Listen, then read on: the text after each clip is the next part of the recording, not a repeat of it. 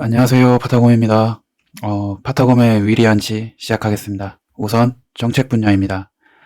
여러분, 정부에서 추진 중인 정책을 알아야 대한민국이 지금 어디로 가는지 알 수 있습니다. 지금부터 정부 각 부처에서 추진 중인 내용을 함께 알아보겠습니다. 우선 기획재정부로 가겠습니다. 기획재정부는 2021년 가계금융복지조사 결과라는 걸 발표를 했는데요. 부채 증가율에 있어서 30대가 1위, 그 뒤로 60대 이상이 차지를 했고요. 이 도표가 말을 해주는 거는 우선 30대 영끌을 말을 해주는 것 같고요. 60대 이상은 아마 추측건데 퇴직연금이나 이런 걸 이용을 해서 어느 곳에 투자를 한다거나 이런 식으로 한 것 같습니다. 아무래도 20대는 부채를 낸다고 해도 신용융자가 그렇게 큰 금액은 안 나올 거고요. 아마 가계를 다시 합치는 결혼하는 신혼부부라거나 아니면 퇴직하는 60대 이 두 개 세대에서 가장 많은 증가가 일어난 것 같습니다. 다음으로 이 기획재정부에서는 평가하기를 2021년 3분기부터 가계부채 증가율이 둔화되는 기조를 보이고 있고 앞으로도 이 기조는 계속 유지될 것 같다고 하는데요. 여러분 알다시피 우리나라 가계 부채의 대부분을 차지하는 것은 실물 자산이고 실물 자산 중에서도 부동산이 대부분인데요. 최근에 대출을 굉장히 억제고 있는 거 모두 알고 계시죠? 그렇기 때문에 실물 자산인 부동산에 들어가는 대출이 굉장히 축소가 될 거고 이로 인해서 둔화되는 기조가 명백히 나타날 거라고 전망을 하는 것 같습니다. 그리고 기재부에서는 2022년 경제정책 방향이라는 걸 발표를 했는데요. 이 자리에서 빅3 산업에 대한 지원을 발표했습니다. 여러분, 이 빅3가 중요한데요. 우리가 국가적으로 밀어주는 산업이라고 할 수 있죠. 자, 빅3 첫 번째가 미래차, 두 번째가 반도체, 세 번째가 바이오입니다. 이제 순서대로 한번 차근차근 알아보도록 하겠습니다. 우선 미래차부터 가보도록 하겠습니다. 미래차의 경우에는 친환경차 구매 목표제라는 거를 22년도 내년이네요. 내년 1월부터 실시를 하고요. 그 다음 반도체에 있어서는 내년 3월, 22년 3월에 차량용 반도체 국가 로드맵을 발표할 예정입니다. 그리고 차세대 반도체 인프라를 구축을 하는데요. 여기 차세대 인프라를 보면은 대표적으로 시스템 반도체가 있고 AI 반도체가 있습니다. 지금의 D램이나 낸드 같은 것보다도 앞으로는 이 시스템 반도체와 AI 반도체 위주로 밀어주겠다는 거죠. 간단하게 배경 설명을 조금 하자면요. 앞서 내년 3월에 차량용 반도체 로드맵이라고 했는데 차량용에 들어가는 반도체는 일반 D램이나 낸드가 아니라 시스템 반도체가 들어갑니다. 이 시스템 반도체라는 거는 공정 수준이 지금의 메모리 칩이나 이런 것처럼 굉장히 고도화된 기술을 말하는 게 아니고 어떠한 대량 생산 이쪽에 더 가깝다고 봐야 되거든요. 현재 시스템 반도체에서는 우리나라 삼성전자와 대만의 TSMC가 양강 구도를 이루고 있는데 현재 상황으로는 애플이나 이런 회사에서는 보면 TSMC 쪽을 많이 밀어주는 것 같고 삼성은 아무래도 퀄컴과 연맹을 하다 보니 퀄컴의 반도체를 많이 받아오고 있습니다. 삼성전자가 가지는 불리한 점은 이제 팹리스 회사, 즉 설계는 하지 않고 이제 공장 없이 이제 어떠한 설계도면 없이 단순히 만들어주는 그러니까 팹리스 업체인 애플로부터 수주를 받아와서 대규모 공장에서 받아온 그 설계도를 바탕으로 조립만 해주는 그런 업체들이 강세를 보이는데요. 그게 대표적으로 TSMC인데 삼성전자는 설계를 하는 업체다 보니 아무래도 다른 설계하는 업체에서는 이런 제작을 맡기기가 좀 뭐랄까 깨름직하다고 할까요? 그런 측면이 있고요. 두 번째 AI 반도체 같은 경우는 간단하게 말을 하자면 삼성전자가 차세대 반도체를 밀고 있는 게 우리의 머릿속에 뇌에 있는 뉴런 구조를 닮은 그런 반도체로 가겠다고 하거든요. 그 대표적인 게 AI 반도체라고 보시면 됩니다. 그리고 다음 빅3에 해당하는 거는 바이오가 있고요. 바이오는 아무래도 코비드19에 의해서 최근에 그 백신 개발 지원에 많이 중점을 두겠다는 건데 우리나라 대표적인 백신 개발하는 곳은 몇 군데 있습니다. 예를 들어 볼게요. 셀트리온 있죠. 셀트리온도 치료제를 개발하겠다고 나선 상태고, 소기의 성과는 있는 것 같습니다. 그리고 이 셀트리온 기업은 제가 투자를 하고 있지 않은 기업임을 먼저 밝혀드릴게요. 그리고 다음으로는 한국은행으로 한번 가보겠습니다. 한국은행에서는 2021년 물가 안정 목표 상황이라는 걸 발표를 했고요. 여기서 에너지 및 축산물 가격은 주요 선진국과 비슷하게 오름세라고 했습니다. 결국 물가가 올라가고 있다는 거죠. 그러나 반면에 내구재 가격은 상대적으로 제한적이라고 했는데, 그러나 글로벌 공급 병목 현상이 장기화되면 물가 상승 압력을 받을 것이다 라고 되어 있죠. 내구재는 간단히 말해서 자동차 생각하시면 됩니다. 이런 자동차 가격이 뭐 에너지나 그런 축산물 가격보다는 상대적으로 덜 올라가고 있지만, 지금과 같은 뭐 밸류 체인에서 글로벌 공급 병목 현상이 계속 이어지면 물가 상승이 될 거다, 이렇게 한국은행이 전망을 했네요. 자, 그 다음 페이지 가보겠습니다. 한국은행에서는 통화신용 정책 보고서라는 것을 발간을 했네요. 여기에 보시면 GDP 성장률이 올해 4%고 내년에는 3%로 전망을 하네요. 올해가 지금 뭐 채 며칠 안 남았으니까 이 4%는 달성을 하는지 지켜봐야 될 것 같고요. 내년에는 조금 떨어진 3%를 전망했습니다. 그리고 물가 상승률 목표 수준을 2%대로 안정시키는 데 노력을 한다고 하네요.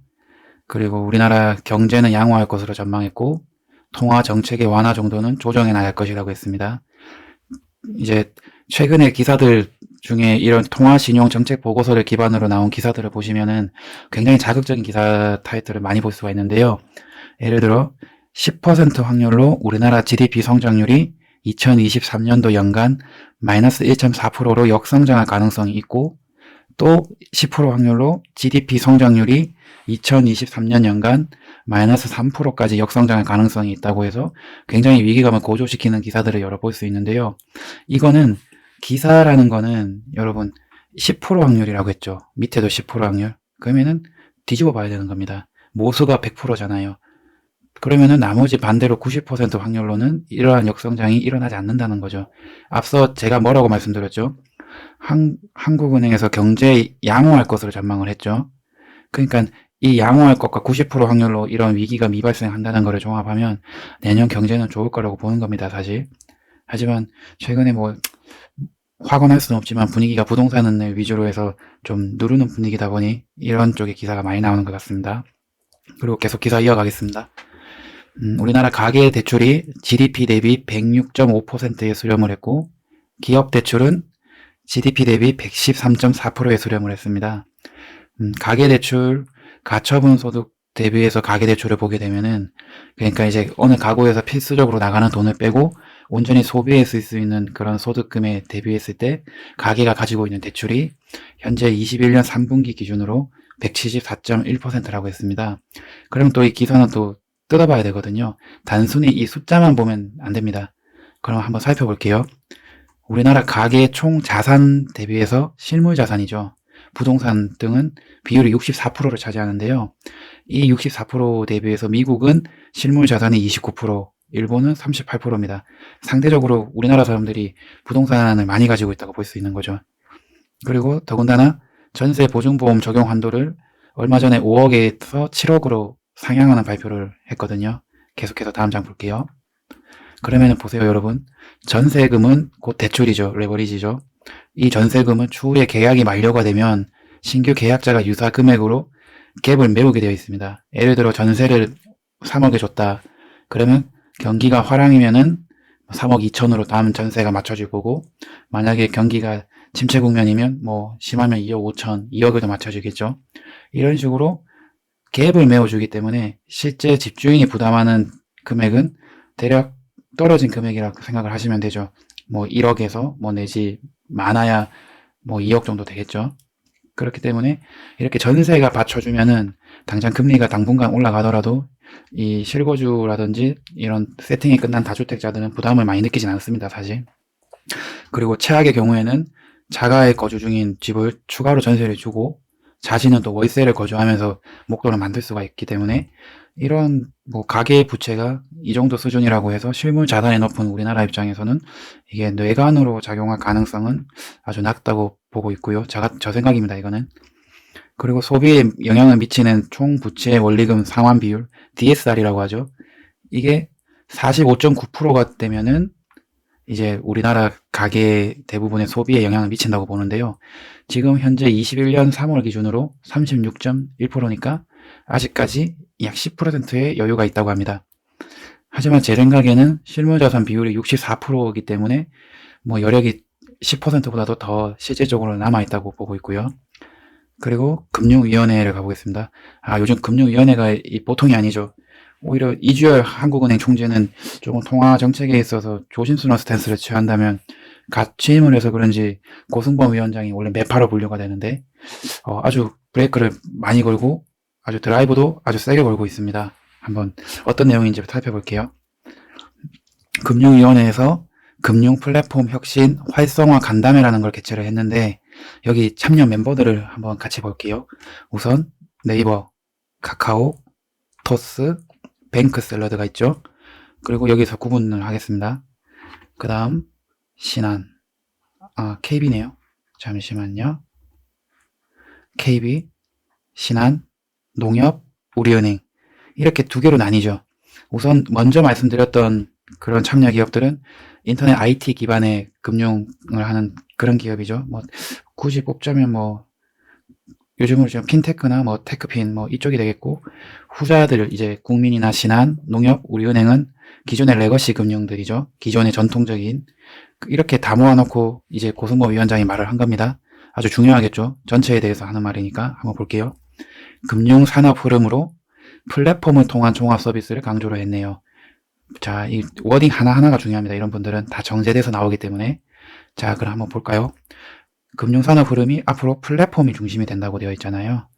이런 종합 서비스는 뭐 당연한 거고요. 요즘은 올인원 어떠한 플랫폼 속에서 이루어지니까. 그리고 그 5대 핵심 분야라고 콕 집어줬네요.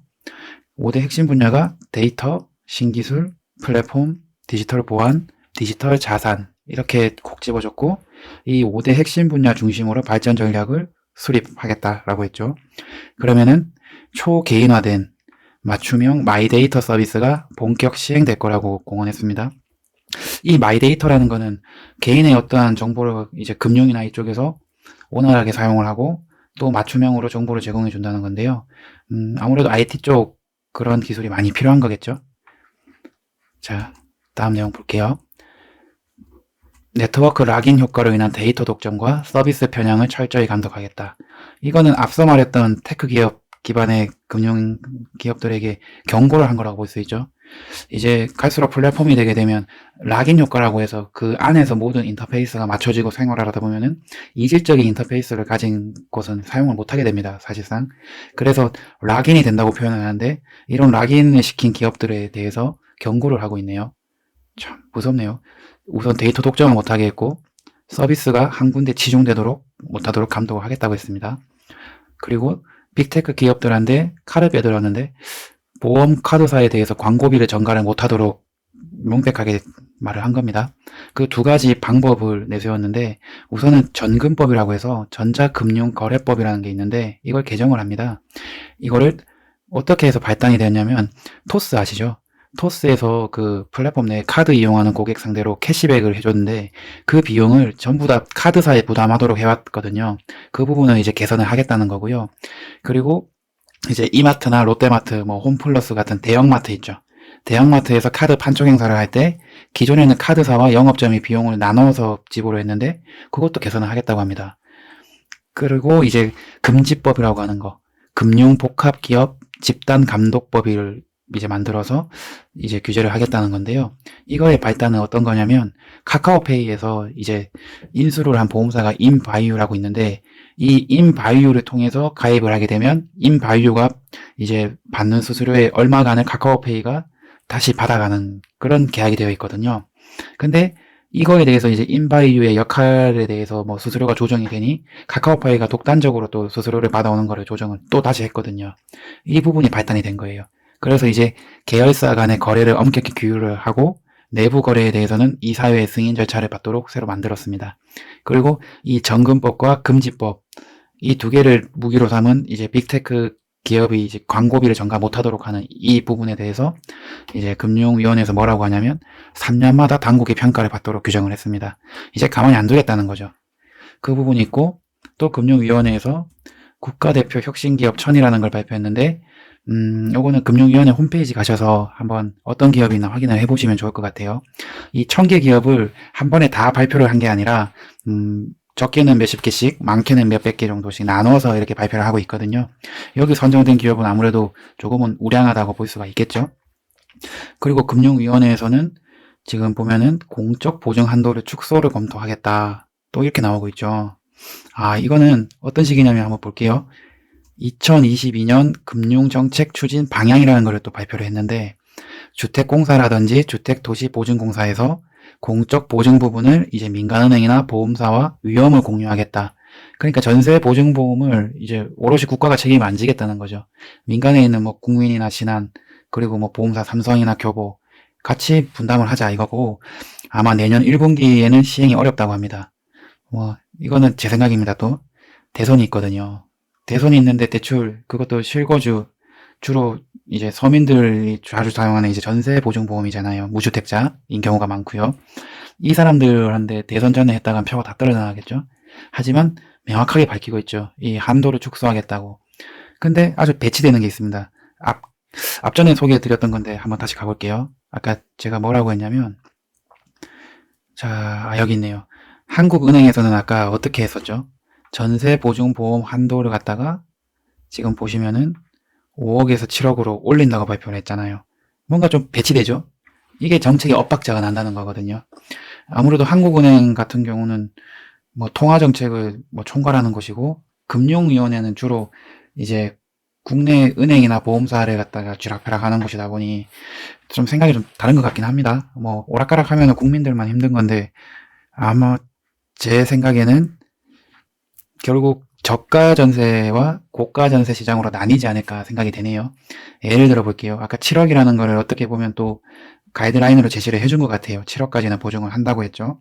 근데 이제 금융위원회에서는 그 민간 보험사나 민간 은행에 위험 부담을 지우겠다는 거는 7억 이하까지는 주택금융공사나 주택도시보증공사가 전적으로 보증을 해주는 것이고 아마도 7억을 넘어가는 대출에 대해서는 7억까지만 보상을 보험을 글쎄요 7억까지도 안 해줄 것 같거든요. 사실 그냥 총액 전세금 기준으로 해서 7억이 넘으면 아예 공적인 부분에서는 보증을 안 서줄 것 같은데 이건 지켜봐야 될 것 같지만 어쨌거나 고액 전세에 대해서는 아무래도 어떠한 제재가 좀 가해지는 부분이 아닐까 생각이 됩니다.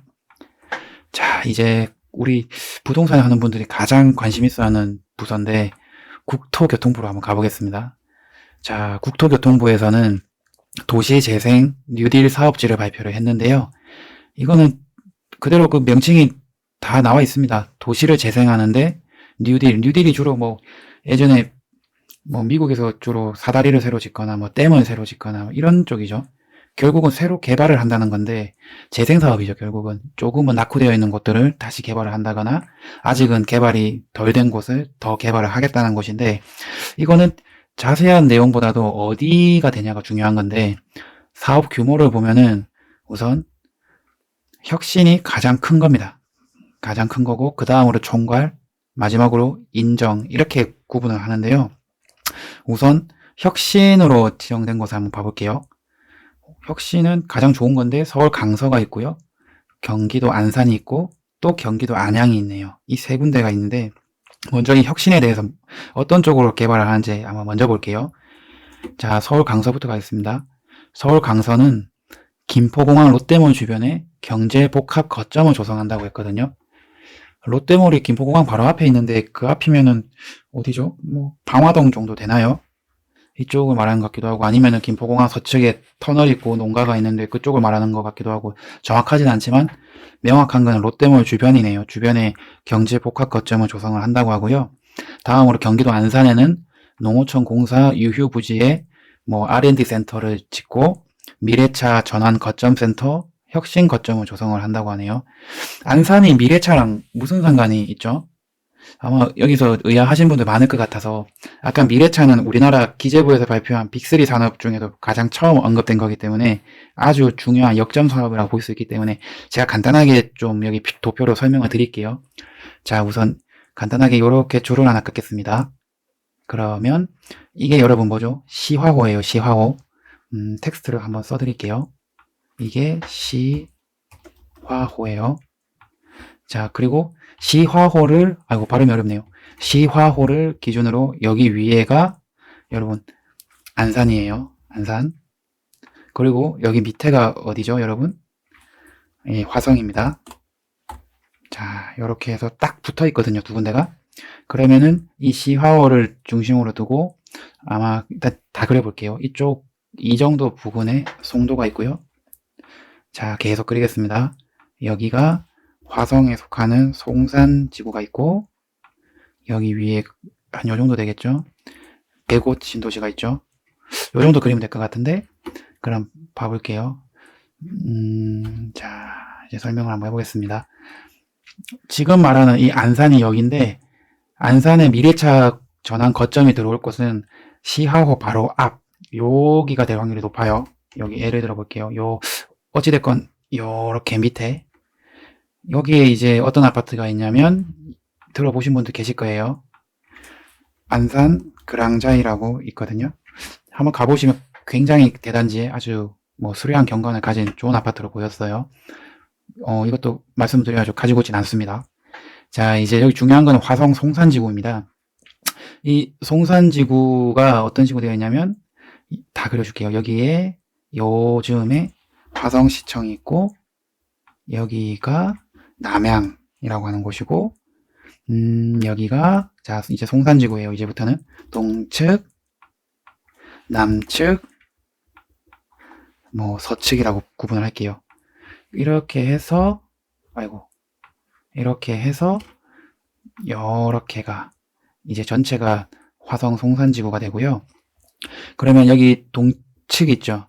동측은 이미 아파트가 뭐 금강 아파트라든지 뭐 동원 아파트 이런 식으로 해서 소규모지만 이미 입주가 끝나서 들어와 있고요. 이렇게 T자 모양으로 생겼습니다. 재밌죠? 이게 희한하게 어떤 식이냐면 요렇게 지구가 구성이 되는데, 이 동측, 서측, 남측이 다 신도시입니다, 여러분. 동측은 이미 조금 들어갔다고 했죠. 그리고 이 동측과 서측 사이에 이렇게 산이 하나가 있고요. 작은 산이에요. 산을 하나 넘으면 여기에 뭐가 있냐면, 아이고, 죄송합니다. 짜짜짜, 네, 뭐. 여기가 이제 신세계가 추진하는 뭐 최대 세계에 몇 번째로 큰지 모르겠습니다. 엄청 거대한 규모의 신세계 테마파크 놀이공원이 들어오는 곳이고요. 아마 20년 말경에 시범 오픈을 하고 20년대 말이니까 대략 28년, 29년 정도로 제가 기억을 하거든요. 그때 시범 오픈을 하고 2032년인가 35년인가 2030년대에 이제 그랜드 오픈을 해서 완전히 오픈하는 걸로 알고 있어요. 규모가 굉장히 커서 이제 1박 2일로 뭐 2박 3일로 가야 될 정도로 놀거리가 많다고 하거든요. 뭐 당연히 뭐 트레이더스나 뭐 스타필드는 다 따라 들어갈 거고요. 엄청난 일자리와 엄청난 유동인구를 가지게 될 곳이에요. 이렇게 테마파크가 있고, 이제 서측으로 오시면 여기는 또 이제 택지지구가 개발이 되는데, 이쪽에는 뭐 리조트를 넣는다든지 뭐 그쪽으로 어느 정도 요 시화호를 바라보고 반원 타입으로 제가 알기로는 이렇게 뭐 계획이 우선 세워져 있다고 그렇게 전 들었습니다. 자, 그리고 남측이 이제 여기 많이 돌아왔는데 이제 중요합니다. 남측이 바로 미래차 관련인데요. 여기 남양 있죠. 남양이라는 거는 사실 현재도 현대차 남양 연구소가 있습니다. 현대차가 우리나라 전기차를 거의 선도하고 있잖아요. 현대기아차가. 현대차 연구소가 있고, 지금 현재 요 남양이랑 여기 남측 부지가 되는 곳 중간 정도에 보면 자율주행 그 센터가 있어요. 이제 자동차 자율주행을 연구하고 실증적으로 이제 주행도 해보고 뭐 데이터도 뽑아내고 하는 거죠.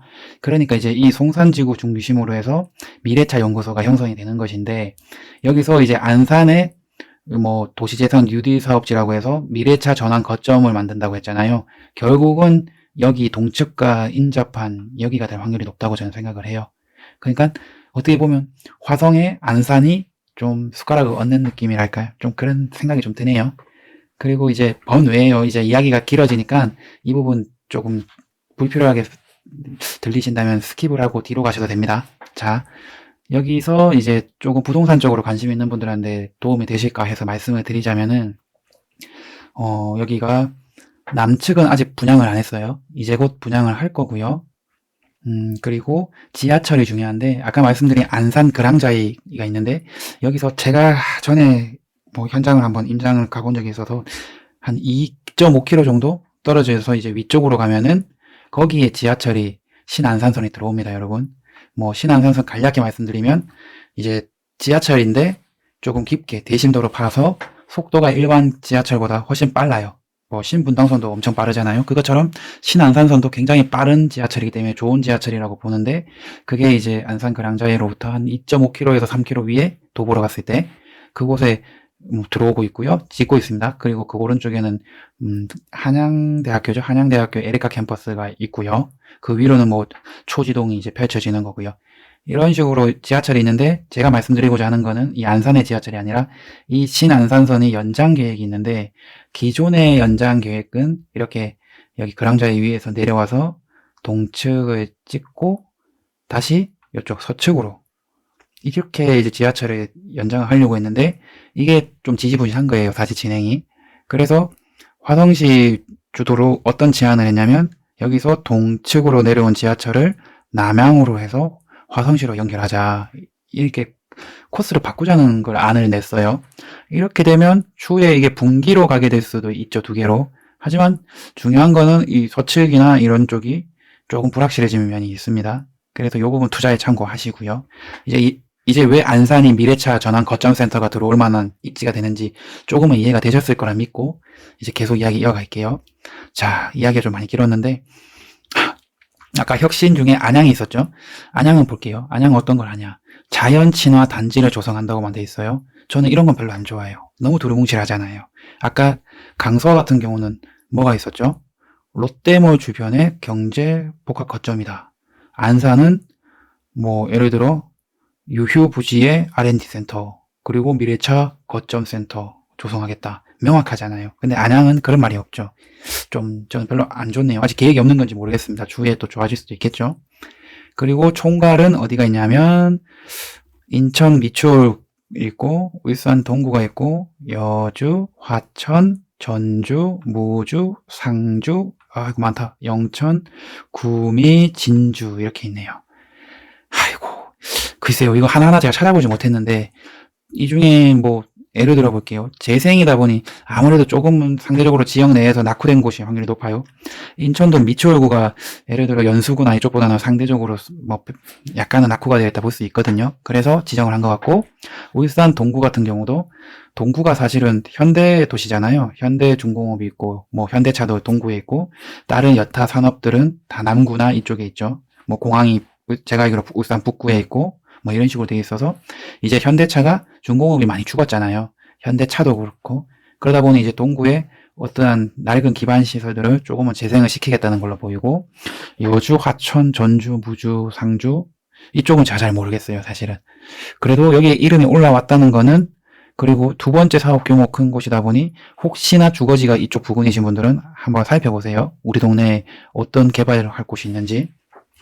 자, 그리고 인정은 제가 너무 많아서 여기는 뺐습니다. 이제 다음으로 한번 가볼게요. 자, 국토부에서는 또 어떤 걸 말을 했느냐. 고속도로 전기차, 수소차 충전 인프라 확충을 발표했습니다. 지금 전기차 보급률이 20년에는 13만 대였고 21년도는 21만 대거든요. 그런데 고속도로 전기차 충전기가 20년에는 400기였고 올해 21년은 700기인데 내년 22년에는 1000기까지 늘리겠다는 거거든요.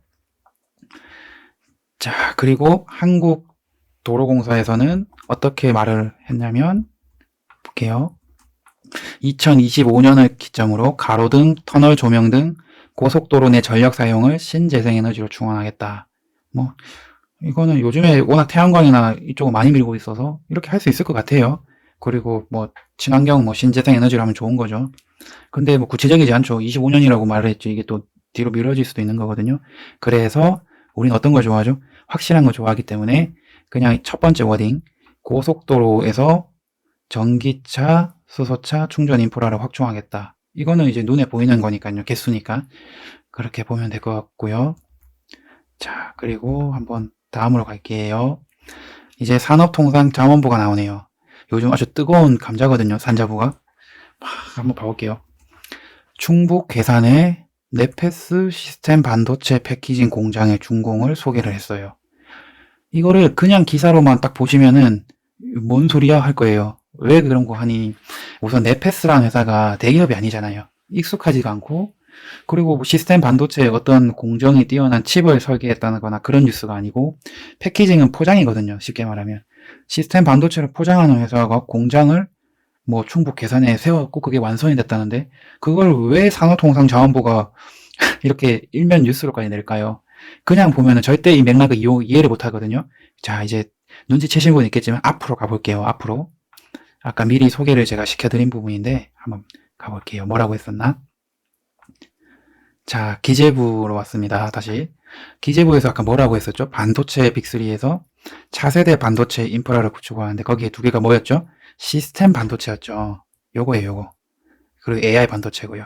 요 시스템 반도체가 얼마나 관심사안인지를 이제 아실 수 있죠. 중소기업이 공장을 하나 지었는데도 이게 산업통상자원부의 무려 1면에 나오는 거예요. 워낙. 그래서 이제 투자하시는 분들은 이 시스템 반도체에 주목을 해야 된다는 겁니다.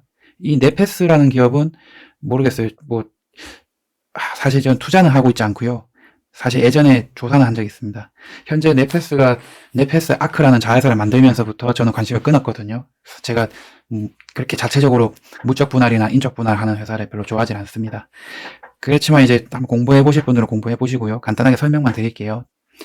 자, 이 네페스가 하는 시스템 반도체 패키징이라는 거는 세계 최초로 600mm PLP 양산 팹이라고 하고요. 팹은 공장이라는 뜻으로 치환해서 이해하시면 됩니다. 팹, 연구소, 그런 식으로. 자, 여기 나오는 PLP는 뭔고 하니?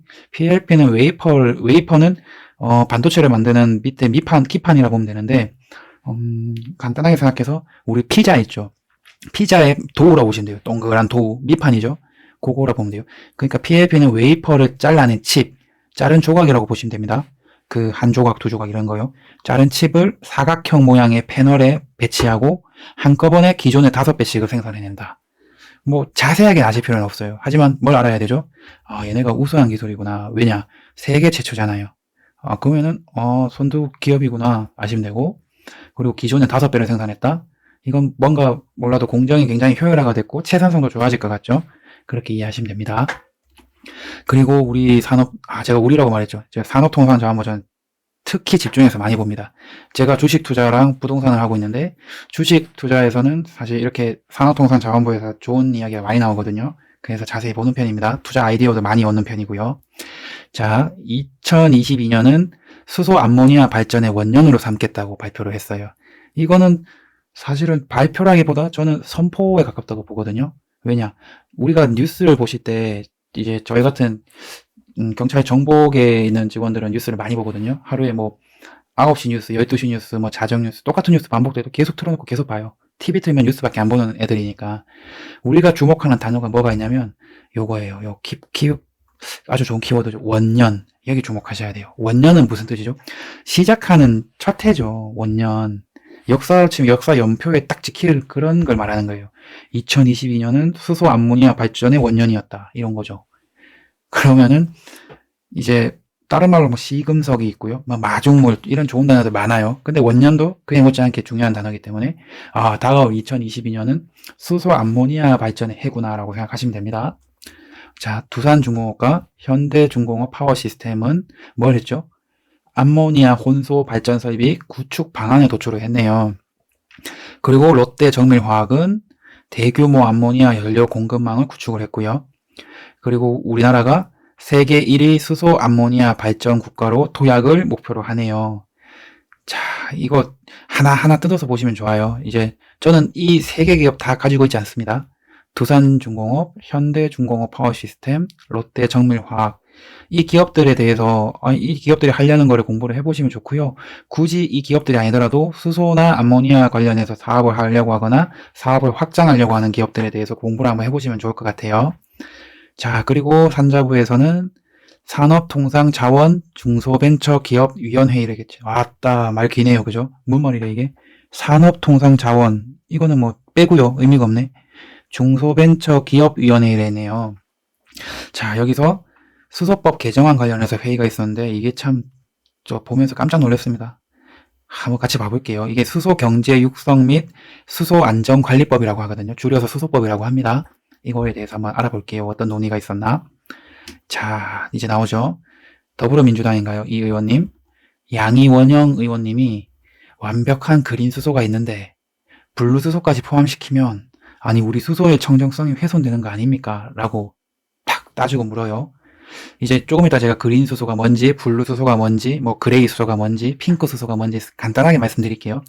이렇게 탁 말을 하니까 박기영 산자부 차관이 나와서 뭐라고 말을 했죠? 그린 수소가 궁극적 지향점이나 실제로는 2030년은 되어야 생산이 가능하다. 그러니 EU에서도 블루 수소를 합쳐서 이 블루 수소도 그린 수소만큼 뭐 합쳐가지고 두 개를 합쳐서 클린 수소라고 부르니까 좀 인정을 해달라. 그렇게 말을 하는 거예요. 그리고 현대와 뭐 16개 기업 대표들이 이제 입을 모아서 말을 하는 거예요. 이번 12월 임시국회 회기 내에서 이제 법안이 통과가 되지 않으면은 당초에 이제 계획되었던 40조 규모의 투자가 집행이 어렵다라고 말을 하거든요.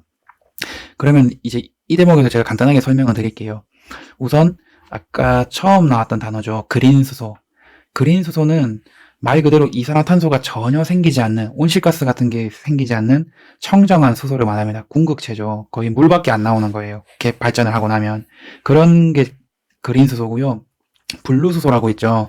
블루 수소는 뭐냐면 발전을 하고 나면 이산화탄소가 나와요.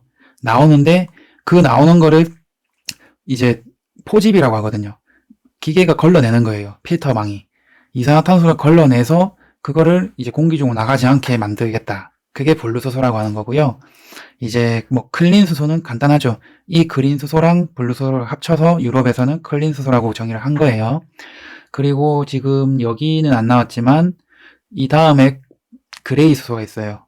그레이 수소는 말 그대로 다른 부산물까지 많이 나오는 거예요. 블루 수소보다도 한참 떨어지는 단계의 공정을 말하는 거거든요. 사실상 이거는 친환경이라고 보긴 힘들고요. 그런 상황이고 이제 뒤에 나오겠지만 핑크 수소가 있어요. 이건 좀 재밌는 개념인데 원자력 발전으로 생성된 그런 전기를 이용해서 수소 발전을 했다. 그래서 청정한 그린 수소 같은 게 되었는데 이 원자력 자체가 친환경이 아니라고 본다면 이게 과연 클린하냐 이런 문제가 있다는 거예요. 그거에 대해서 이제 지금 민주당 정부에서는 원전에 대해서는 극구 반대하고 있다 보니 양이원영 그 의원도 나중에 핑크 수소에 대해서 질문을 합니다. 그 부분 뒤에 나오고요.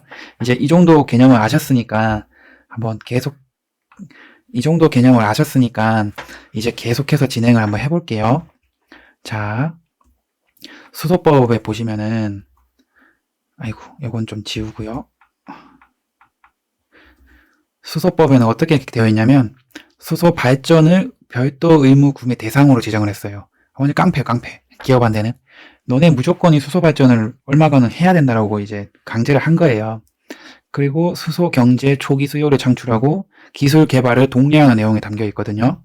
그러면은 의무 이행을 위해서는 이제 기업 입장에서는 에너지원을 수소로 담고 발전 설비를 내재화하려고 계속 추진을 할 수밖에 없고 이제 하려고 하는 거예요. 그런데 항상 그런 데가 문제예요. 그런데 올해 7월, 11월, 12월 세 차례나 이게 법안이 부결이 돼버렸어요. 그러니까 기업들은 발만 동동 굴리는 거죠. 이제 법안이라는 게 이제 소비를 통과해서 어떻게 보면은 입법이 어떠한 뭔가 의원들에 의해서 발의가 되고 뭐 다 위원회를 거쳐서 통과가 되잖아요. 그 과정에 이미 위원회 차원에서조차 이게 통과가 안 되는 거예요, 지금은. 그러다 보니 이제 발등에 불 떨어진 곳이 있죠. 박기영 산자부 차관이 이제 뭐라고 하죠? 탄소 중립을 하는데 중간 역할을 하는 수소 연료 전지나 수소 혼소 같은 것의 역할을 우리 법에 명확하게 규정하지 않으면 필요 기술은 사장이 되고 궁극적인 그린 수소로도 연착륙은 어려울 것이다. 해달라 이거죠, 의원한테. 양이원영 의원님 제발 좀 이거 너그럽게 통과 좀 해주세요. 그래야 우리도 수소 경제로 가고 수소 기술도 계속 발전됩니다 라고 하는 거예요. 자, 다음 페이지 한번 가볼게요. 그러니까 양이원영 더민주 의원이 뭐라고 대답을 했냐면 이제 그 말이 나오는 거예요. 원전으로 생산된 전기로 만드는 수소도 클린 수소에 포함되느냐라고 묻는 거예요. 대화가 안 되는 거죠, 이제 더 이상은. 그러니까 이제 이해를 시킬 수밖에 없어요. 하지만 소위에 구성된 그 산업통상자원부 위원이잖아요. 그러니까 어떻게든 설득을 해야겠죠. 정부 입장에서는 그 역할이고요. 자, 그러니까 기업인들은 이제 어떻게 말을 하느냐. 제도 시행이 불투명해지면 기업들의 투자는 중단되고 수소경제 선도 전략이 어려움에 봉착할 것입니다. 그리고 이게 참 가슴 아픈 게 실제로 현대오일뱅크라는 기업에서는 LNG와 분리수소를 같이 쓰는 발전소 건립에 4천억 원을 이제 투자하려고 집행 대기 중에 있어요. 근데 이게 참 좋은 게 LNG 발전은 화석연료 발전 대비해서 56% 온실가스를 경감하는 효과가 있고요. 여기에다가 추가로 수소를 30%더 넣게 되면 추가로 11% 정도 온실가스를 더 줄일 수 있다는 거예요. 그래서 이제 현대오일뱅크는 이 LNG 분리수소 발전을 이용해서 기존에 하던 그런 발전과 합쳐 70%가량을 자체 생산 발전 전기로 다 충당을 하겠다는 거예요. 이런 식으로 집행을 대기하고 있기 때문에 기업인들도 답답한 거죠. 자, 그리고 이제 다른 뉴스로 갈게요. 12월 23일이네요. 23일에 국토부와 산자부가 합동으로 현대차, CJ대한통운, 현대글로비스, 쿠팡이 참석한 수소 화물차 5대 시범 운영을 실시하겠다고 했어요. 1년간 실시를 하고요. 이제 대부분 현대차도 그렇고, 뭐 현대차는 사실 화물차를 만드는 입장이고요. 수소차를 대부분 만들잖아요. 그리고 CJ 대한통운은 택배 차량이고, 현대글로비스는 주로 이제 여기도 자동차가 만들어지면은 화물로 이제 해외로 배로 선적해서 보내는 그런, 여기도 물류 유통이죠. 쿠팡도 물류 유통사고요. 요 네 군데를 모아놓고 수소 화물차를 시범 운영하는 거에 대해서 선포를 한 거예요. 자, 계획이 어떻게 되는지 볼게요. 수소 화물차 성능 점검과 수소 소모량 등 수소 기반 물류 시스템 확산에 필요한 데이터를 확보할 목적이다. 그리고 타임라인은 2028년까지 수소차 전 차종에 대해서 생산 능력을 확보하겠습니다. 그리고 2030년까지 수소차 80만 대를 보급할 계획이고, 이 중에 수소 화물차는 약 10,000대 정도 됩니다. 그리고 2030년까지 전국의 어디서나 20분 내에는 충전소에 도달할 수 있도록 660기의 수소 충전소를 구축하겠다라고 말한 거죠. 그러니까 이제 여기 산업통상자원부는 국토부랑 같이 이제 딱 수소 경제로 가기 위해서 이미 시작을 한 거예요. 근데 법안이 발목이 잡혀 있죠. 입법부가 해야 될 일인데, 법안 같은 경우는 제 사견으로는 사실은 그린 수소가 현실적으로 2030년은 되어야 가능한 기술이라면 분리수소에서 탄소, 그러니까 이산화탄소를 포집하는 그 기술에 대해서 엄격하게 강하게 규정을 하면 되잖아요. 그래서 저는 이거 같은 경우는 수소 경제로 갈 수 있게끔 법적으로 빨리 입법이 돼야 된다고 생각합니다. 제 사견입니다. 자, 그리고 산업통상자원부에서는 소부장 클러스터 구축을 말을 했네요. 소부장은 줄임말인데요. 우선 소재, 부품, 장비의 줄임말인데, 어떠한 제품을 만드는 소재, 그리고 어떠한 제품을 만드는 부품, 그리고 어떠한 장비를 만드는 데 사용되는 장비를 말하는 거고요. 대부분은 중소기업이 많습니다. 소부장 기업은. 그리고 중소기업에 보통 그 중에 기술력이 좋거나 선도하는 기업은 보통 강소기업이라고 부르고요. 자, 소부장 클러스터를 구축을 한다고 했고요. 내용을 한번 살펴볼게요. 어떤 식으로 구축을 하느냐? 우선 반도체죠. 중요합니다. 반도체는 용인의 SK 하이닉스가 구축을 하고요. 그리고 2차 전지는 청주의 LG 에너지 솔루션이죠. 1월 26일인가요? 7일인가요? 아마 상장합니다. LG 에너지 솔루션이. 그리고 디스플레이는 천안 아산의 삼성이 하네요. 우리나라 대기업 다 나왔네요. SK, LG, 삼성. 자, 그리고 탄소 소재가 있죠. 전주, 전라북도 전주죠. 전라북도 전주의 효성 첨단 소재가 탄소 소재 관련해서 소부장 클러스터를 만드네요. 그리고 정밀 기계는 경남 창원의 두산 공작기계와 화창기계가 이렇게 하네요. 이거는 제가 조금은 부연 설명을 드릴게요. 이 부분도 불필요한 내용이다 생각되시면 뒤로 가셔도 됩니다. 이 소부장 클러스터는 사실은 주식과도 밀접하지만 오히려 저는 부동산이랑 더 밀접하다고 생각을 하거든요. 왜냐면 부동산의 첫 번째는 일자리거든요. 키팩터가. 왜냐면 모든 게 중요하죠. 학군도 중요하고 뭐 주거 환경, 자연 환경 다 중요한데 그 시작점이 일자리예요. 일자리. 양질의 일자리가 들어서면 그 일자리로 올 수 있는 교통이 발전할 수밖에 없고요.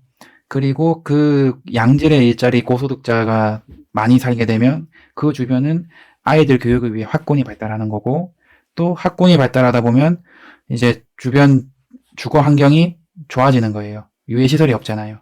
그리고 이렇게 되다 보면 개발이 되다 보면 새 아파트가 들어오고 하면 또 함께 되는 것이 주변의 자연환경도 도로라든지 이런 것도 정비가 되는 거예요. 공원도 조성되는 거고. 그러다 보니 일자리가 중요한데 이제 우리나라에서 가장 중요한 산업들이 다 나오네요. 한번 설명을 해볼게요. 다시 한번 말씀드리지만 이 부분은 사족이니까 도움이 안 되시면은 뒤로 바로 가셔도 됩니다. 뒤로 간다는 게 아예 여기서 다른 영상으로 가시라는 게 아니고 여기 타임라인에서 몇 분 뒤로 가시면 됩니다. 자, 계속 설명을 해볼게요. 반도체는 용인에 짓는 건데 이 하이닉스라는 기업을 볼게요. 하이닉스가 현재 어디에 있죠? 이천에 있잖아요. 경기도 이천에. 이것도 좀 글자로 설명드릴게요. 여기가 경기도 이천이에요, 여러분. 이천이 있고 그럼 중심을 잡아야 되니까 어디쯤이 되려나? 여기가 서울이라고 할게요. 그러면 잘못 잡았네. 그냥 할게요. 이 정도의 사실은 용인이 있거든요. 그럼 여기는 뭐가 있을까 보자. 성남이 있겠죠. 성남이 분당이고 판교잖아요. 자, 볼게요. 여기 용인도 이제 성남에서 이어지는 뿌리인데 용인에 SK 하이닉스가 공장을 짓는데 현재 SK 하이닉스 공장은 어디에 있냐면 공장 자체는 이천에 있어요. 경기도 이천에.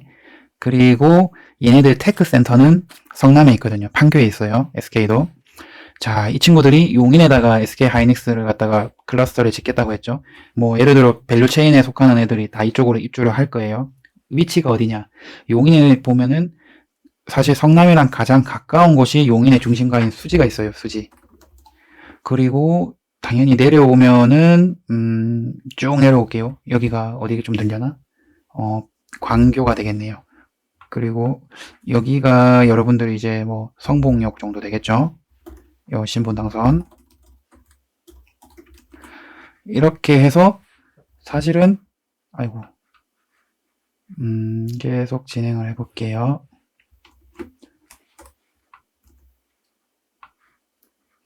이렇게 용인의 중심가가 이렇게 일자로 이어져요. 성남에서부터 수지, 성북역이 있는 곳 지나서 광교 이런 식으로. 근데 SK가 이제 공장을 추가로 짓는다는 곳은 어디로 가야 되냐면 수지에서 이렇게 쭉 오른쪽으로 내려가야 돼요. 한 30분 정도 가면은 여기에 어떤 데가 나오냐면 원산면이라고 나와요. 원산면. 여기 이 원산면에 짓겠다는 겁니다, 여러분.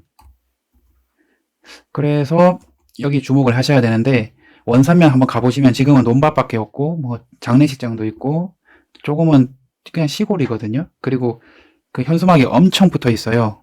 이제 지작물 조사라든지 이런 걸 토지 수용을 하기 위해서는 다 조사를 하는데 거기 결사 반대 뭐 이렇게 뭐 다 붙어 있어서 좀 살벌합니다, 동네가 지금은. 하지만 미래에는 어떤 식으로든 개발이 될 곳이라는 거잖아요. 그래서 용인에서도 수지 옆에 원삼까지 개발이 되면 여기 오른쪽에는 또 기흥구 용인시청이 있기 때문에 이쪽도 부동산 하시는 분들은 공부를 해두시면 좋을 것 같아요. 아까 일자리가 들어오면 교통이 발달한다고 했잖아요. 거기서 키를 잡으시면 좋을 거예요. 이 정도만 이야기 드릴게요. 그리고 그 다음은 2차 전지인데 청주의 LG 에너지 솔루션이 가네요. 청주하면 여러분 떠오르는 게 있으셔야 돼요. 청주가 어떤 일이 있었죠? 잠시만요. 여기 얼마 전 뉴스 보시면 알지만 방사능 가속기라고 들어보셨죠? 이거를 청주가 유치를 했어요.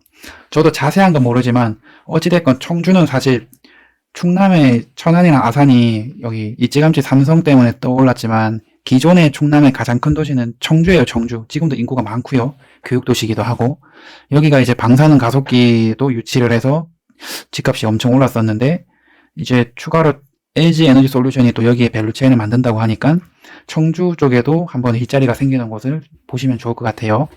그리고 디스플레이는 워낙 유명하니까요. 천안 아산에는 삼성이 있고 이제 LG는 구미에 있죠. 그리고 탄소 소재. 우리가 이제 효첨소라고 부르는 이 효성 첨단 소재가 이 라텍스 소재 되는 거, 이 고무 재질 이거 잘 만들잖아요. 이 탄소 섬유로 해서 요거를 이제 전북 전주에다가 짓는다는 거고요. 전주가 사실 가보신 분은 아시죠? 거기 뭐 이성계 어전도 있고 뭐라 그러죠? 제가 멍청해서 어진이라고 하죠. 그 초상화 어진도 이제 거기 보관되어 있고 거기가 또 이쁘게 잘 되어 있습니다. 뭐 성당도 굉장히 이쁜 게 있고요. 그리고 사실은 전북의 생활권의 중심이잖아요. 옆에 군산에 사는 친구들도 전주에서 놀고 익산, 옛날 구리인가요? 아니다. 이리죠. 이리라는 명칭을 가졌던 익산시도 이제 친구들이 이쪽으로 전주로 와서 놀고요. 아주 큰 도시입니다. 이런 곳이 이제 기업가에 들어오니까 또 좋아지겠죠. 그리고 정밀 기계가 창원에 들어가는데 이 창원을 비롯한 경남은 예전부터도 기계 정밀 도시였어요. 그러니까 자동차 부품사들이 대부분 경남에 있거든요. 그러니까 쇠로 하는 것들이 있죠. 메탈. 이쪽이 원래부터 강했는데 더 여기를 발전시키겠다는 거예요. 두산 공작 기계나 화천 기계가 들어오는 거죠. 그러면은 이렇게 이제 순차적으로 말씀드렸지만 제 사적인 사견으로 말씀드리자면 이 중에 임팩트 순으로 제가 말씀 한번 드려볼게요. 어떤 게 정말 큰 사건인지. 제가 볼 때는 개인적으로 뭐니 해도 요 녀석과 요 녀석이 공동 1등이에요. 용인이랑 청주가 좋아 보입니다. 근데 사실 저는 수도권에 거주를 하고 있기 때문에 청주의 어떤 뭐 입주 물량이나 이제 수요와 공급 뭐 이런 쪽에 그리고 어떤 소득 뭐 PIR 이런 거를 계산을 안 해봤기 때문에 가타부터 말씀을 못 드리지만 용인 같은 경우는 제가 봤을 때 원산면 개발이 된다면 주변에 파급 효과가 엄청날 거예요. 근데 여기서 여러분들이 볼 때는 원삼이라는 양질의 일자리에 근무하는 분들이 과연 어디에서 거주를 하게 될 것인가 보시면 흥미로우실 거예요. 예를 들어 오른쪽으로 가면 이천시도 가깝고요. 그리고 뭐 용인 자체도 사실 조금만 가면 되니까 가깝고요.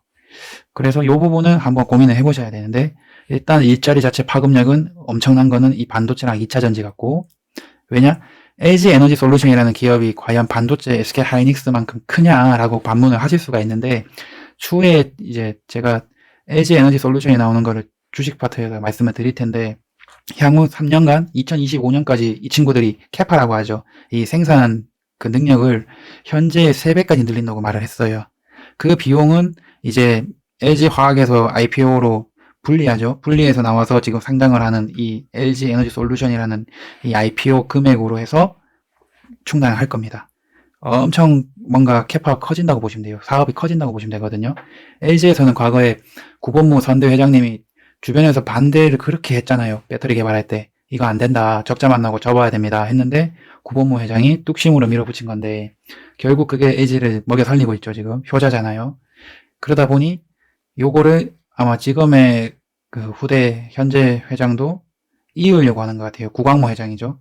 구광모 회장님도 조금은 키워보려고 하는 거 아닌가. 그래서 반도체가 당연히 원탑이겠지만 못지않게 2차전지도 볼만은 합니다. 라고 말을 드릴게요. 그리고 나머지는 사실 디스플레이는 이것도 배경 지식인데 디스플레이는 조금 애매합니다. 왜 그런 거 하니 OLED, OLED는 우리나라가 압도적으로 잘하잖아요. 큰 거는 LG가 잘하고 작은 거는 또 나름의 삼성이 잘하고요. 근데 문제는 이 LCD 점유율이 너무 높다는 거예요. LCD가 차지하는 디스플레이에서 점유율이 거의 한 70%가 넘거든요. 그마저도 이제 중국 내에서가 굉장히 디스플레이 소비가 많은데 중국도 대부분 LCD로 가고 있어요. 그렇기 때문에 뭐 폭발적인 투자가 되긴 힘들다라는 게 제 생각입니다. 그러나 이제 천안에 뭐 팹을 계속 증설을 하고 있거든요. 삼성은 다 계획이 있습니다, 여러분. 삼성이 사실 OLED가 처음 LG가 냈을 때 위기인데도 불구하고 시간을 많이 끌었죠. 뭐 LED 이런 식으로 해서.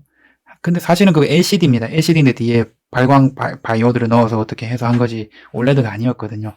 그래서 시간을 끌었지만 좀 있으면 QNED 이런 식으로 해서 굉장히 고차원적인 그런 공정을 점점 만들고 있거든요. 그래서 차곡차곡 계획에 맞게 공장을 지금 전환을 시키는 중이기 때문에 여기 천안 아산도 눈여겨는 볼만합니다. 예, 그리고 효첨소. 효성 기업이 사실은 돈을 엄청 잘 벌고 있죠, 지금 효첨소로. 근데 이제 전주라는 기업을 전주라는 기업이 아니라 전주라는 지역을 좋아하는 이유는 그 일대에는 공장이 그렇게 많지가 않아요. 군산에 기아 자동차가 있죠. 그 외에는 솔직히 따로 떠오르진 않거든요. 그래서 이 지역 사회를 대표하는 탄소 소재 일자리가 생긴다고 볼 수가 있기 때문에 굉장히 좋게 봅니다.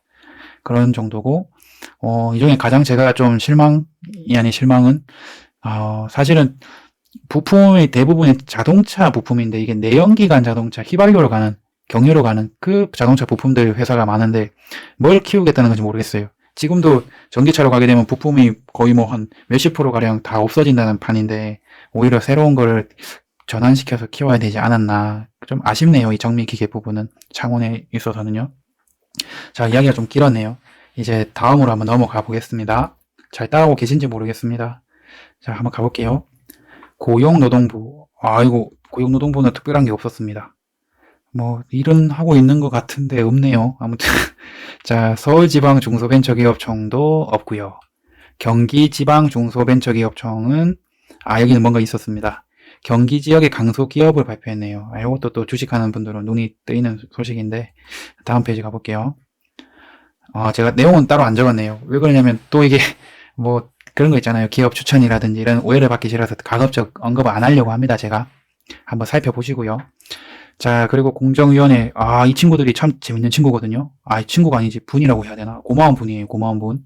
자, 어떤 고마운 일을 해주시는가 하면 이분들이 공기청정기 비교 정보라는 걸 발표를 했습니다. 이제 여러분 하나의 팁을 드릴게요. 공정위원회 홈페이지 가셔서 보도자료를 들어가세요. 거기서 비교 정보라고 검색을 하시면 온갖 것에 대한 성능 비교가 다 나옵니다. 뭐 하다못해 뭐 숟가락이 어떤 게 좋냐까지 나올 거예요. 왜냐? 이 친구들은 이 성분이 사실인지, 기능을 하는지, 가격은 적당한지, 위해한 건 없는지 다 알아야 되기 때문에 이렇게 최고의 장비와 전문가들 시간을 들여서 이렇게 조사를 합니다. 뭐 유튜버 중에 귀곰님인가요? 재밌게 보고 있는데 그분만큼이나 재밌고 재밌진 않죠. 그렇지만 이제 심층적인 비교를 하니까 한번 보시면 좋아요. 일단 제가 확인한 것만 먼저 말씀을 드릴게요. 공기청정기 비교 정보 발표를 했는데 최우수는 삼성, 코웨이, LG였습니다. 우수는 위닉스, 쿠쿠, SK매직이고요. 보통은 샤오미 클라스였네요. 저희 집 같은 경우는 샤오미를 쓰다가 이유를 알 수 없는 고장이 6개월, 1년 만에 나서 다 프로 모델이었는데 다 망가져버려서 이번에는 요 비교 정보 발표를 보고서 쿠쿠를 사봤습니다. 왠지 좋아 보이더라고요. 쿠쿠. 오래 살아남아주면 좋겠네요. 자, 그 다음으로 가볼게요. 식기세척기 비교 정보도 발표를 했는데요. 최우수는 삼성을 차지했습니다. 삼성이. 그리고 우수가 밀레, SK매직, LG전자, 그리고 쿠쿠인데요. 이거는 남자지만 저도 살림은 어느 정도는 하기 때문에 이 배경 지식이 있는데 사실 원탑은 어디였죠? 여러분 식기세척기 원탑.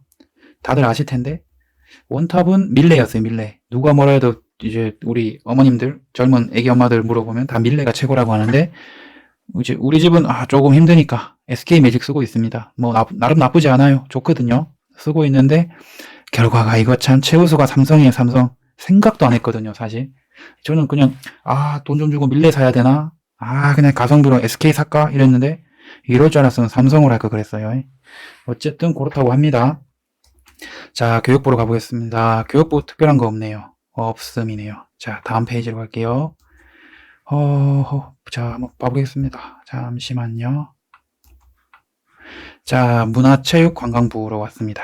문화체육관광부는 UN 세계 관광기구 이제에서 신안 퍼플섬 그리고 고창 고인돌 운곡 습지마을을 최우수 관광마을로 선정했습니다. 자, 이 두 군데 신안 전남이죠. 전남 이제 소금 잘 되는 동네요. 그리고 신안이 뭐죠? 우리 좋아하는 물고기 홍어가 잘 나는 곳이죠. 그리고 고창, 전북 고창, 고인돌 운곡 습지마을이죠. 고창은 뭐 다들 아시겠지만 복분자의 고장, 뭐 장어의 고장 아니겠습니까? 그 두 군데가 유엔에서 지정하는 최우수 관광마을이 됐다고 하네요. 그러면 경쟁률이 얼마나 높았냐? 전 세계 170개 마을이 응모를 했는데 그 중에 44개의 마을이 선정됐습니다. 이야, 이거 뭐 30% 정도 되나요? 아니다, 20%만이 됐네요. 이 전 세계에서 고르고 고른 마을일 텐데 말이죠. 대단합니다. 자, 그리고 이 문화체육관광부에서는 코리아 둘레길이라는 거를 해서 세계적인 걷기 여행 대표 컨텐츠로 키우겠답니다. 여러분, 우리 둘레길 잘 돼 있는 거 알고 계시죠? 저기 서울에도 저쪽 북한산 쪽 있죠. 정릉 쪽에서 올라가시는 그 둘레길 코스가 있거든요. 정릉이랑 우이동 쪽으로 해서 가는 아카데미 쪽. 그쪽으로 가면 아주 길이 어렵지도 않고 편합니다. 뭐 저같이 뭐죠 이거 대퇴부부터 엉덩이까지 뼈를 한 15cm 잘라내고 이제 인공관절을 넣었잖아요. 제가 이런 신체 조건으로도 갈만 하더라고요. 물론 좀 걷다 보면 아프기도 한데 그래도 참 좋으니까 그 우이동 코스 한번 이용을 해보세요. 북한산 가시는 분들. 자, 그러면 이야기 돌아와서 코리아 둘레길은 어떻게 되냐? 4,544km 국내 최장거리로 만들겠다고 합니다. 일단 마음에 듭니다. 뭐든지 도전 정신이 있어야 돼요. 뭐 백두대간 이런 것도 있잖아요. 우리 등산 쪽에서는. 자, 그리고 비무장지대 평화의 길이 있고 동해 해파랑길, 남해 남파랑길, 서해 서해랑길이 있습니다. 동해 해파랑길은 이제 개통이 됐네요. 남해 남파랑길도 개통이 됐고요. 그런 남은 거는 서해랑 비무장지대인데 서해 서해랑길은 내년 22년 3월에 개통을 예정이고 비무장지대인 평화의 길은 23년 내후년이네요. 내후년 4월에 개통 예정입니다. 자, 이 비무장지대 평화의 길 코스는 어디서부터냐면 강화도에서 강원도 고성까지 524km고 36개 코스로 구성되어 있고요. 동해안 해파랑길은 이제 부산에서부터 강원도 고성까지 750km 50개 코스로 되어 있습니다. 이제 남파랑길은 부산에서부터 전남 해남까지 1470km로 90개 코스가 있고요. 마지막 서해랑길은 전남 해남에서부터 강화도까지 1800km 109개 코스가 있네요. 이야, 이거 109개 코스는 좀 어려운데, 그죠? 아, 대단할 것 같습니다. 스케일이 엄청나네요. 자, 다음 페이지로 가볼게요. 보건복지부가 또 나옵니다. 요즘에 코로나19 때문에, 코비드19죠. 코비드19 때문에 너무 힘든 곳인데, 한번 읽어볼게요. 어떻게 하는가. 자, 지역복지 우수지자체 시상식을 가졌는데, 여기는 한번 제가 쭉 적어봤는데, 여기 이제 거론되는 지자체에 살고 계신 분들은 뿌듯하실 것 같습니다. 자부심 가져도 좋을 것 같아요. 근무하시는 분들도 너무 고생 많으셨고요. 우선 자, 찾아가는 보건복지 서비스는 대구 달서, 광주 서구, 경기 오산 축하드립니다.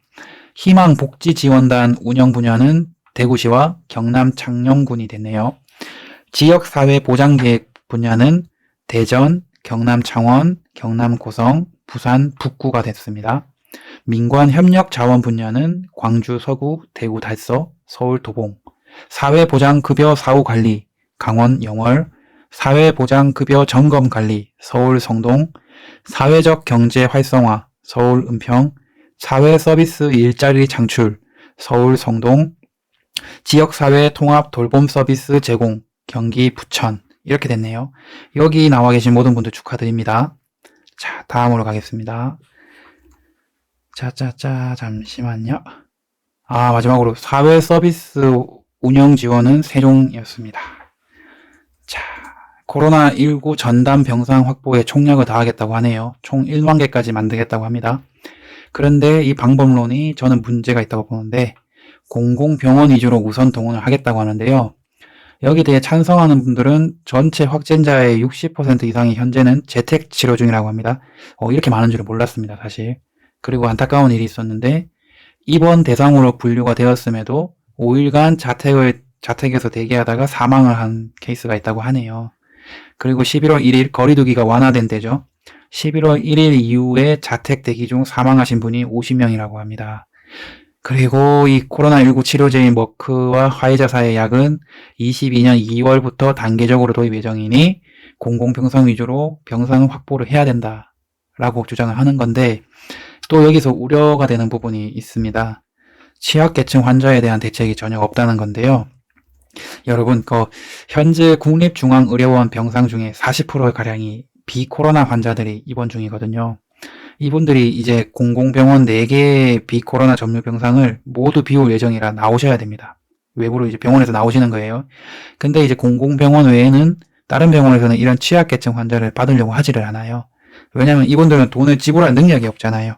근데 이제 지자체에서 돈을 지불을 해주는 분들은 어떤 분들이냐면 연고가 없으시거나 가족이 있는데 가족이 뭐 아예 그런 부양을 완전하게 거부를 하는 경우, 그런 경우에만 지자체에서 병원비를 내기 때문에 애매한 분들이 있잖아요. 경제적인 사정으로 정말 어려운데 어떠한 도움을 받을 수 없는 애매한 분들, 그런 분들이 지금 큰일인 거예요. 다른 병원은 안 받아주거든요. 오히려 병원보다 비싸고 해서 또 원무과에 병원비를 지불을 해야 입원을 시켜주고 그러기 때문에 거절당하는 경우가 많다고 합니다. 자, 그리고 이제 다음 뉴스로 가볼게요. 환경부로 가보겠습니다. 환경부 같은 경우는 충남 아산과 전남 우한에서 고병원성 조류 인플루엔자가 확진되었다고 합니다. 이제 겨울이니까 철새들이 오겠죠. 철새들도 오고 하면 조류 인플루엔자 조심해야 될 것 같습니다. 그리고 법무부로 가보겠습니다. 법무부는 2021년 12월 9일에 가족관계 등록 등에 관한 법률 일부 개정안의 국회 본회의를 통과했다고 알렸는데요. 이 내용인즉은 2022년 1월 1일부터 내년 1월 1일이죠. 가정폭력 피해자 명의 가족관계 증명서에 대해서 교부가 제한된다고 합니다. 가정폭력 피해자는 배우자 또는 직계 혈족을 지정을 해서 본인에 대한 이제 가족관계 증명서 교부를 제한해달라고 신청은 가능하시고요. 가정폭력 행위자 등 제3자 명의 가족관계 증명서에 가정폭력 피해자에 관한 기록사항은 이제 공시가 제한됩니다.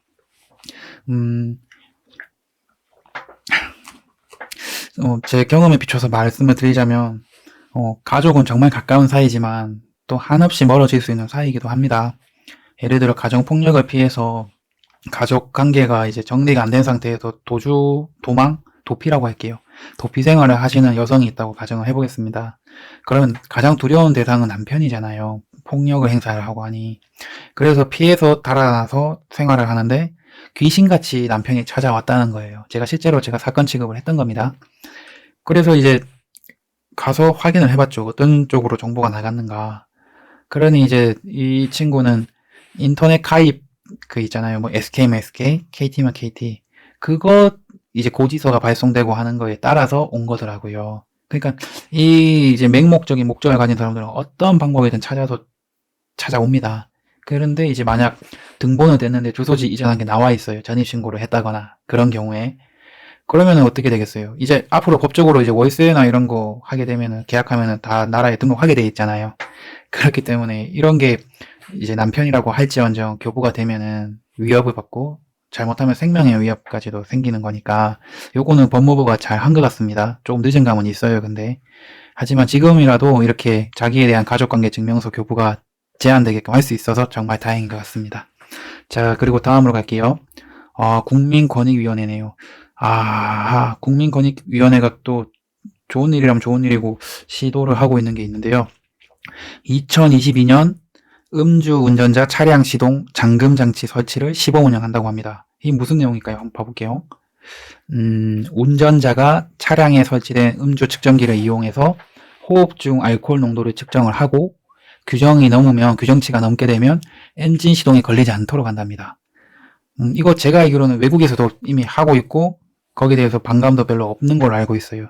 어떤 원리냐면 음주운전 이력이 있는 친구 있죠.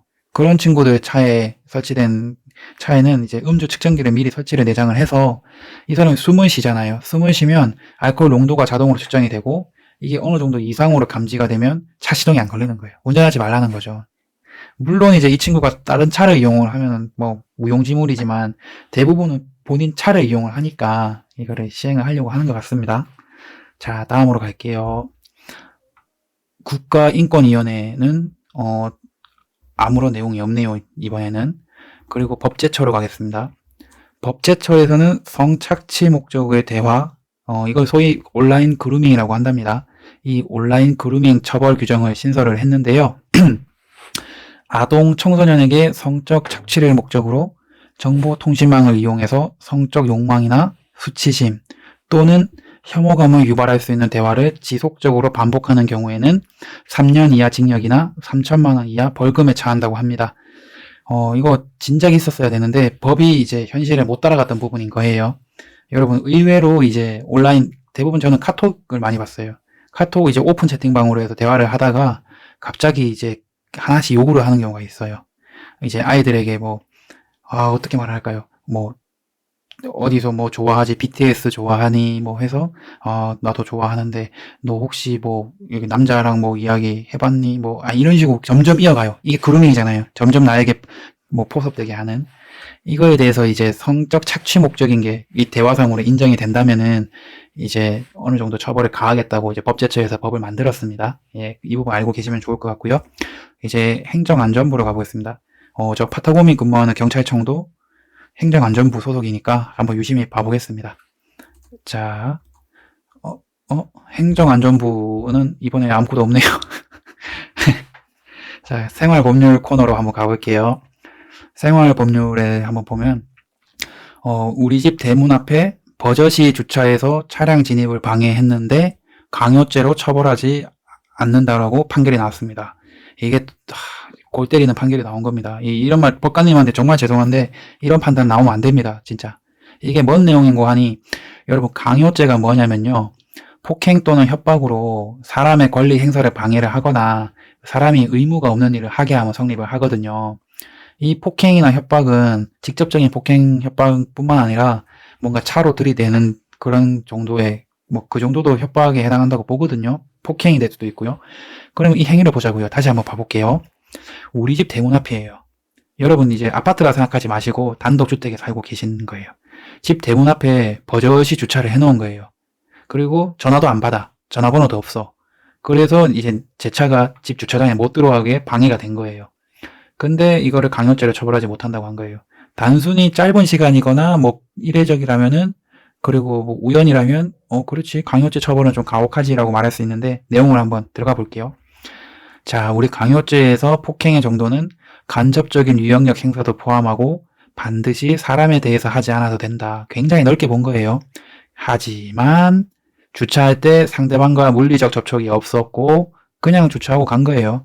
그리고 피해자가 자신의 차량을 자신의 주차장에 출입시키지 못하는 불편이 발생하였지만 차량 자체는 운행에 사용할 수 있기 때문에 강요죄가 되지 않는다고 판결을 했습니다. 이 말이 뭔 말인고 하니 몰래 주차하고 갔어요. 뭐 뻐꾸기도 아니고 뭐 남의 둥지에 새끼 놓고 간 거예요. 그랬는데 이제 피해자가 자기 차를 자기 주차장에 출입을 시키지 못했대요. 근데도 차는 뭐 어디 딴 데 세워서 딱지가 끊기든 견인이 되든 차 자체는 운행에 쓸 수 있지 않냐. 그러니까 죄가 안 된다라고 판시를 한 겁니다. 자, 볼게요. 우리 실무적으로는 경찰 사례를 말씀드리는 거예요. 실무적으로는 사유지인 경우에는 견인 대상이 아니고 이런 공공도로인 경우에는 또 과태료 사항만 될 뿐이기 때문에 차량을 빼주지 않으면 앞으로는 민사소송만 할 수 있다는 말이 됩니다. 우리 경찰도 더 이상 나설 수 없어요. 지금도 이제 개인정보보호법, 인권 측면 때문에 예전에는 왜 불법 주차가 되어 있어서 내가 차가 못 나간다거나 하면은 전화번호가 이제 그 사람이 없으면 경찰에 신고해서 이거 차적지 조회를 해서 좀 잠깐 급하니까 나와달라고 해달라 이런 식으로 부탁을 사실 많이 했잖아요. 지금은 그거 전면 금지거든요. 이제 범죄 수사 목적이 아니고는 이제 차량 조회를 할 수가 없어요. 그래서 이제 112 신고를 해도 아무 도움도 못 받고 계시거든요, 실제로. 그리고 이제 이런 사유지, 집 앞이잖아요. 집 바로 앞 이제 그런 경우에는 또 실무적으로 사유지에 해당돼 버리면 견인도 못해요. 그리고 만약 설령 공공도로인 경우에도 세워놓잖아요. 그러면 그 차에 대해서 딱지 이제 과태료만 얼마죠? 불법 주차 과태료만 부과되기 때문에 뭐 예를 들어 10일이고 30일이고 세워놔도 답이 없는 거예요, 사실상. 근데 이제 이 상황에서 강요죄가 안 된다고 했잖아요. 이게 어지간해서는 이렇게 방금 말씀드린 대로 과태료로 끝나는 사안인데 이게 사실관계를 갖다가 따져봐야겠지만 상당히 장시간 동안 연락이 안 됐을 확률이 높아요. 그러니 강요죄까지도 의유를 하려고 했겠죠.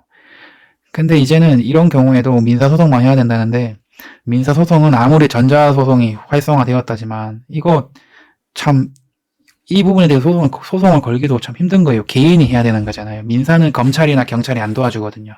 근데 이건 뭐 알아서 하라는 것밖에 안 되니까 나중에 우리 경찰관들도 현장에서 힘들 것 같습니다. 아예 뭐 아무 법도 안 된다는 거니까요.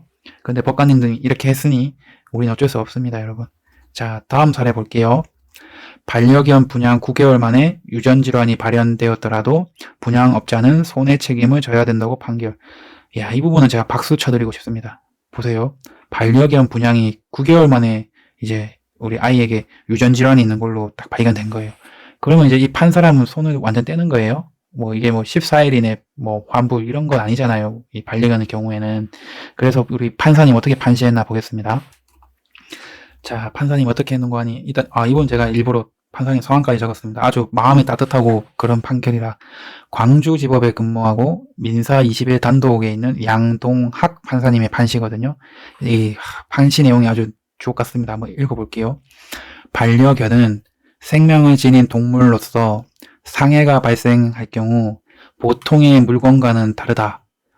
교환 가격보다 높은 치료비를 지출하고도 치료를 할 수밖에 없는 특별한 사정이 있는 경우라고 판시를 하면서 분양업자에게 손해배상 책임을 인정했습니다. 그리고 놀랍게도 이게 첫 사례입니다. 우리 판결이 첫 사례가 나오기 힘들어요. 기존의 사례에서는 분양업자 책임을 다 안 지웠다는 거거든요. 판지 시간이 지났으니 너가 책임지세요라고 했는데 이 양동학 판사님이 뒤집은 거예요, 판결을. 좀 대단하다고 봅니다. 우리 이름 기억하자고요. 양동학 판사님이네요. 자, 이제 이 정부 부처 정책 관련돼서는 이제 이야기가 끝났는데요. 여러분 이거 목도 아프고 이제 앞으로 경제 분야는 이제 공통, 주식, 부동산으로 나눠서 제가 말씀을 드릴 거고, 마지막으로는 이제 사회 분야, 특히나 경찰 관련된 뉴스를 이 실무 경찰관 입장에서 설명을 좀 드릴 거예요. 일단은 이 정책 파트만 했는데도 시간이 상당히 많이 지나서 우선 여기까지 하고 추후에 다른 이야기 이어가도록 하겠습니다. 수고하셨습니다.